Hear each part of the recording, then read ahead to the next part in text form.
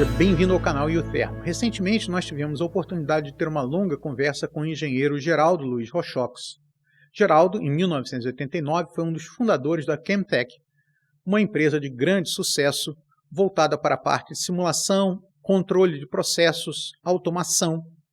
Em 2010, ele repetiu a experiência de empreendedor e foi um dos cofundadores da Radix Engenharia e Software, onde até hoje ele trabalha. Nesse vídeo, Geraldo nos conta sobre a sua visão a respeito dos avanços tecnológicos da formação de engenheiros e da relação entre empresas e universidades. Geraldo, como diretor de tecnologia da Radix, você certamente está exposto o tempo todo a termos como internet das coisas, automação, big data, produção sob demanda, várias tendências que estão aí. E eu queria saber qual é a sua percepção da possível inserção, ou já presente inserção, dessas tendências na indústria química mundial e, em particular, na indústria química brasileira. Bom, isso já é uma realidade, né? Isso que a gente chama hoje, no segmento amplo de transformação digital, e que no âmbito mais industrial a gente chama de indústria 4.0, né, ou manufatura 4.0, né, já é uma realidade. E hoje eu diria que a gente fez um estudo recente, cerca de 60% a 65% dos projetos da Radix são, de uma forma ou de outra, projetos de transformação digital. São projetos onde a gente está aplicando essas tecnologias, né, para transformar o negócio dos nossos clientes. Aí entra desde projetos pequenos, esse é um projeto específico e a gente está usando uma rede neural ou um machine learning para otimizar uma seleção específica de um cliente, né? Ou seja, projetos que utilizam essas tecnologias que a gente chama de tecnologias de transformação digital, mas em projetos relativamente compartimentalizados. E existem projetos mais amplos, são projetos mais estruturantes, onde a gente pensa em como transformação digital de uma forma ampla vai afetar o cliente, como é que a gente estrutura as plataformas de informação dos clientes para, né, utilizar, né, todo esse aparato que a gente chama de indústria 4.0, como é que a gente faz a ingestão de grandes massas de dados, como é que a gente organiza data lakes para fazer o machine learning, para fazer metodologia, como é que a gente faz manutenção preditiva, a gente tem feito muito isso, manutenção preditiva baseado em combinação, e aí é uma característica muito única da Radix, que é quase que assim, é um diferencial nosso no mercado inteiro. A gente tem hoje empresas de, né, consultoria fazendo muito ciência de dados para manutenção preditiva. A gente combina ciência de dados com métodos fenomenológicos. A gente usa a simulação de processo, a gente equaciona equações de balanço de massa, energia, fenômenos de transporte, junto com análise estatística de dados para fazer modelos de manutenção preditiva e como é que você coloca isso em larga escala para o seu cliente utilizar.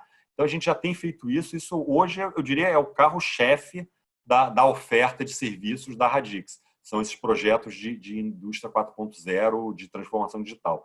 A gente procura, e aí é uma característica nossa, a gente tem divulgado isso e procurado fazer em lives, em transmissões, em eventos que a gente participa, né, um entendimento do que a gente chama de transformação digital. Né? A gente procura tirar a ferramenta como ponto focal do que a gente chama de transformação digital. Assim, transformação digital não é usar IoT, não é usar machine learning, não é usar... Né? Transformação digital é algo, né, é algo mais profundo e mais amplo, onde machine learning, IoT, etc., entra como uma ferramenta. É um martelo, né, o importante é a arquitetura do que você está criando. É o porquê que você está criando aquele conjunto de aplicações e de processos para obter uma otimização do seu negócio. E o IoT, Big Data, Machine Learning, Cloud Computing, Edge Computing, tudo isso entra como as ferramentas para a gente construir essa arquitetura que a gente elabora. Né? Então, mas a gente tem feito isso com muita constante, seja projetos pequenos, onde a gente só está aplicando a tecnologia específica, seja em projetos maiores, onde a gente está efetivamente pensando nessa arquitetura completa. Né? Mas hoje em dia é assim, absolutamente a tendência.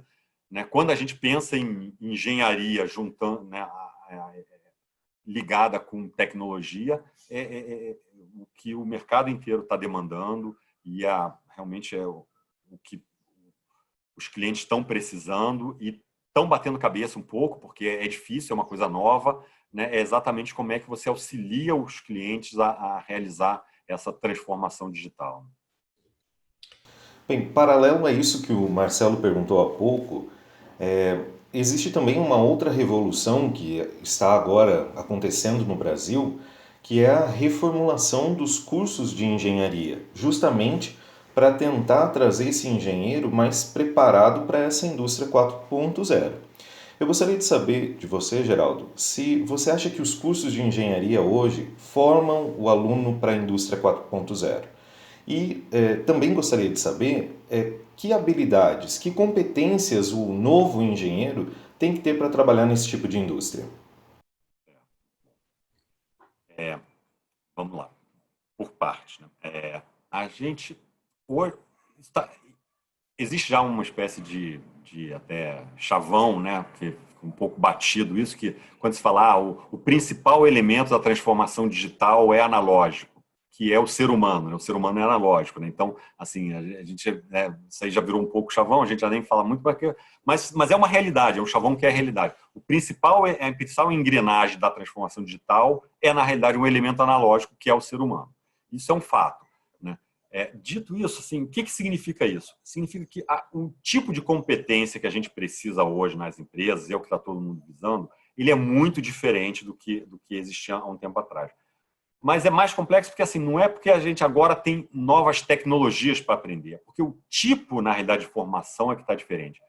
Antigamente, a gente tinha muito foco nos hard skills. Eu queria saber se o cara entendia de termodinâmica, se ele era bom de cálculo, se ele era bom de... Se ele tinha... Hoje em dia, as soft skills estão sendo muito mais relevantes. O sujeito se comunica bem, ele trabalha bem em grupo, ele se adapta bem a diferentes condições de trabalho, ele aprende rápido qualquer coisa nova. Ou seja, as soft skills, elas realmente estão hoje assumindo um papel absolutamente preponderante no que a gente busca de um funcionário e de um colaborador, né? E o que todas as empresas estão buscando, assim, de modo geral, é essa questão. Dito isso, né, aí vem uma questão mais complexa, né, porque não é tanto papel da universidade preparar os soft skills, né? Talvez uma adaptação seja ter um pouco mais de preparo nos soft skills, ou ao menos alertar um pouco mais, né, instruir um pouco mais. Olha, hoje em dia é importante você ter esses soft skills. Quais são esses soft skills, etc., para pelo menos as pessoas terem a noção do que se espera, né? Entender que o mercado precisa de uma pessoa assim. Hoje em dia, trabalhar em grupo, a pessoa precisa saber trabalhar em grupo. Antigamente, se tinha aqueles trabalhos muito compartimentalizados, você queria saber se o cara é eficiente para fazer aquilo. Se ele não se entende bem com o cara que está do lado, não é tão problema, porque ele vai sentar ali e vai fazer aquele trabalhinho bem específico, todo mundo tem o seu quadradinho, né? Todo mundo tem a sua função, a sua tarefa e tem que pegar, né, aqueles building blocks, né? Você vai pegar isso aqui, vai transformar, vai fazer o seu trabalho e vai entregar isso aqui para o outro. Hoje em dia, não. Os trabalhos de transformação digital é trabalho em equipe, trabalho que você tem que toda hora fazer design thinking, tem toda hora que pensar em qual solução, como é que você vai contornar um problema. É muita discussão, é muito debate, e aí você tem que saber ouvir, você tem que saber botar a sua ideia, e se a sua ideia não for a vencedora, por assim dizer, você tem que ter, né, não pode ficar melindrado, você tem que ter abertura para dizer, pô, a ideia do outro cara é muito melhor que a minha, sabe? Você tem que ter esse tipo de atitude. Então, esse tipo de perfil é difícil, assim, ele é essencial, mas ele é difícil de ser preparado na universidade. Eu acho até que as universidades vão ter que começar a pensar nisso, vão ter que pensar como é que você trabalha os hard skills, os soft skills. Do ponto de vista dos hard skills, eu acho que também há uma evolução que precisa ser feita. Realmente, é cada vez mais importante, né? Isso já aconteceu há um tempo atrás. É importante todo engenheiro conhecer um pouquinho de linguagem de programação. Eu acho que hoje é importante, não, todo engenheiro, né, conhecer um pouquinho sobre a arquitetura de software. Entender um pouco, não é ser um arquiteto só, mas entender como é que um software se organiza, não é tanto código, entendeu? Porque ele vai passar por isso. Por exemplo, hoje, né, uma das coisas que está acontecendo mais avassaladoras nas indústrias químicas, nas indústrias de processo, em todas as indústrias, mas na indústria de processo também, é uma convergência OT e T. IT antigamente era TI, né? Tecnologia de informação, que eram as redes corporativas, os sistemas corporativos, sistema ERP de contabilidade, sistema de pedidos do cliente, ou seja, sistema de RH, de pessoal, etc. Isso tinha a rede de automação, né? O OT, que é o Operational Technology, é a rede de automação. E eram dois mundos completamente separados, né? A rede, inclusive fisicamente, a rede de automação era separada da rede de corporativa. Hoje em dia, pela convergência, como essas transformações digitais procuram juntar todas essas informações de uma só vez, você está tendo uma convergência. As redes de automações e as redes corporativas estão ficando cada vez mais entrelaçadas. Então, o engenheiro ter uma noção de como é que isso funciona de uma forma macro é importante, né? É uma atualização de currículo complexa, porque isso não é uma cadeira específica. Eu nem saberia dizer que cadeira você tem que ensinar isso, porque justamente você está convergindo duas coisas completamente diferentes, mas tem também um elemento ali dentro que eu acho que é esse entendimento de sistemas de uma forma um pouco mais ampla, né? Tipo, que nem a gente tem, né, no currículo de engenharia, tem aquela administração 1, onde ele vai aprender um pouco. Ninguém vai sair administrador dali, mas você entende um pouco o que é administração. Eu acho que teria que ter um sistemas 1, alguma coisa, para ele entender um pouco de forma ampla o que é um sistema. Não, o que é um sistema. Tem também toda essa parte hoje de ciência de dados, que eu acho que é importante você ter um conhecimento básico do que é ciência de dados, né, quais são as diferentes vertentes de inteligência artificial. Você tem sistemas especialistas, você tem redes neurais, você tem deep learning, você tem machine learning, são coisas diferentes. Você tem pelo menos um conhecimento básico do que você pode fazer dentro desse. É um know-how importante, né? E manter atualizado, principalmente nessa área de controle e automação, você tem que manter uma adequação com o que o mundo está acontecendo. Então, eu acho que tem muitos desafios, né? Eu não tenho uma resposta assim, mas é um tema essencial para se debruçar com cuidado na hora de preparar um currículo do novo engenheiro, né? Um engenheiro para esse novo desafio. Geraldo, ainda abordando um tema de pesquisa, eu gostaria de saber como você vê a relação entre o desenvolvimento de pesquisa nas universidades, pesquisa, inovação, e a relação com a Radix. Vocês prezam esse tipo de relação universidade-empresa? E ainda, me estendendo um pouquinho, gostaria de saber quais são os grandes entraves que você vê no desenvolvimento desses laços de cooperação entre os dois mundos, pesquisa da universidade e empresa. Bom, a gente preza muito, a gente tem né, essa origem, a gente tem uma origem que até hoje a gente tem isso muito claro, que a gente tem uma origem dentro de uma universidade, né, lá na COP. A gente entende, assim, boa parte do nosso sucesso veio pelo que a gente aprendeu lá dentro. Então a gente tem assim, muito apreço por essas parcerias que a gente tem com a universidade.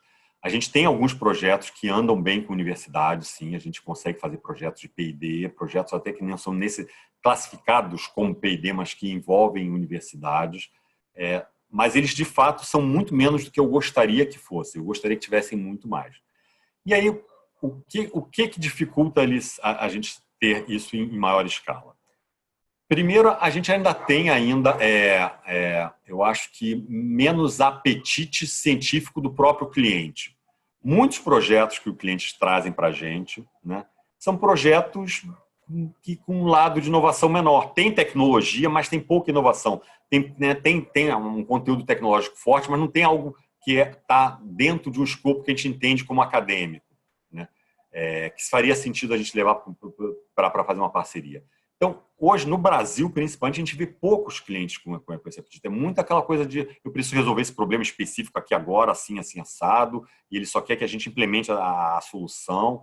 Então, a gente vê pouco, né, até por conta de crises sucessivas, existem poucos investimentos de longo prazo. Então, a gente vê a demanda baixa sobre projetos que envolvam mais inovação, né? Projetos que envolvem mais risco, tem uma modelagem mais complexa e o cliente está disposto a ter tempo para fazer aquele projeto. Então, a gente tem menos demanda do que a gente gostaria. Às vezes, em alguns casos, até existe uma demanda, mas aí vem uma questão também que é natural. Né? Acho que não sei se teria muito como solucionar isso. Que é você aumentar o número de iterações. Quando você tem 2 elementos, você tem uma única iteração. Se você já tem 3 elementos, você já tem 3 iterações entre os pares. Né? Isso aí a gente é multiplicativo. Então, o que acontece quando um cliente me traz uma demanda? Eu vou fazer uma proposta e eu vou discutir aquela proposta com o cliente, e se eu me acertar com o cliente, está tudo ok. Quando eu tenho uma proposta, e em alguns casos a gente não, vamos trazer uma universidade para participar desse projeto, eu crio uma complicação ali que aí eu tenho que definir o escopo com a faculdade, aí a faculdade normalmente tem que ser feita através de uma fundação. Às vezes, a conversa com o professor que a gente está conversando é muito simples, é muito clara, não, a gente pode fazer isso.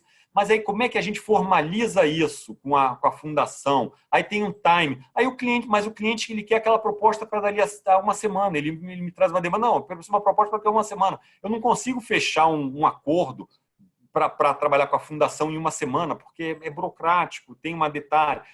Não, mas vai contratar o quê? Vai fazer o pagamento via o quê? Vai envolver quem? Então, tem uma questão de agilidade, não é nem agilidade na execução do projeto, não, é agilidade de, olha, vamos acertar aqui, eu quero contratar uma consultoria aqui desse professor, eu quero que ele participe aqui, vai me custar tanto, e ponto final, e vamos para frente. A gente tem que resolver isso de forma mais simples, sabe? Para eu poder ter agilidade, até para colocar a proposta para o cliente. Até porque eu não ganho todas as propostas. Às vezes eu coloco proposta para o cliente e eu não ganho. Então, aí vem o lado pragmático.